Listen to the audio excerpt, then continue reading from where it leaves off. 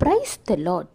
சில நாட்களில் சில நேரங்களில் நம்ம வீட்டில் நடக்கக்கூடிய சில காரியங்கள், உலகத்தில் நடக்கக்கூடிய நாம் கேள்விப்படக்கூடிய சில மோசமான காரியங்களை பார்க்கும் பொழுது இந்த பொல்லாத உலகத்தில் எவ்வளவு நாள் தான் இன்னும் வாழ்வது அப்படிங்கிற எண்ணம் உங்களுக்கு தோணும்.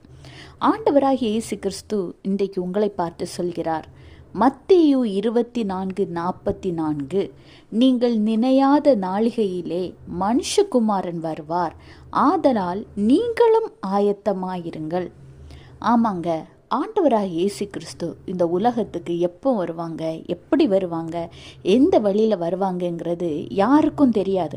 சில பேர் சொல்லுவாங்க இவ்வளோ காலம் இருக்குது, அப்படியெல்லாம் ஒன்றும் இல்லைங்க, நாளைக்கு கூட ஆண்டவராக இயேசு கிறிஸ்து வரலாம்.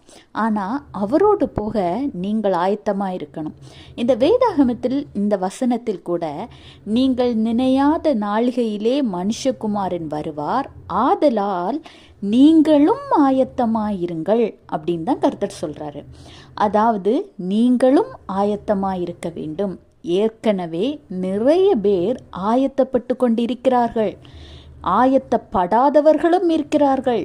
ஆனால் நீங்களும் ஆயத்தமாயிருக்க வேண்டும் என்று கர்த்தர் விரும்புகிறார். வேதாகமத்தில் கூட அழைக்கப்பட்டவர்கள் அநேகர், ஆனால் தெரிந்து கொள்ளப்பட்டவர்களோ சிலர் என்று தான் இருக்கு.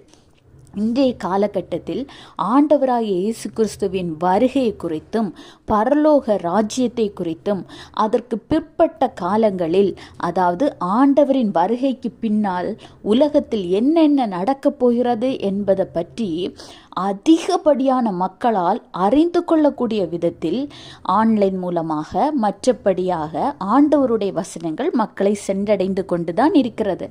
ஆனால் ஆயத்தமாயிராத மக்கள் இன்னும் இருக்கிறார்கள். அப்படி இருக்கும் பொழுது ஆண்டவராக இயேசு கிறிஸ்து இன்றைக்கு உங்களை பார்த்துதான் சொல்கிறார், நீங்களும் ஆயத்தமாயிருங்கள்.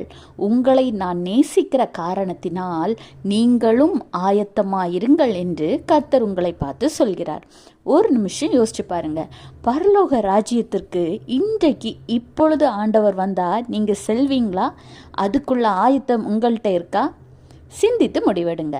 Have a blessed day. Jesus bless you.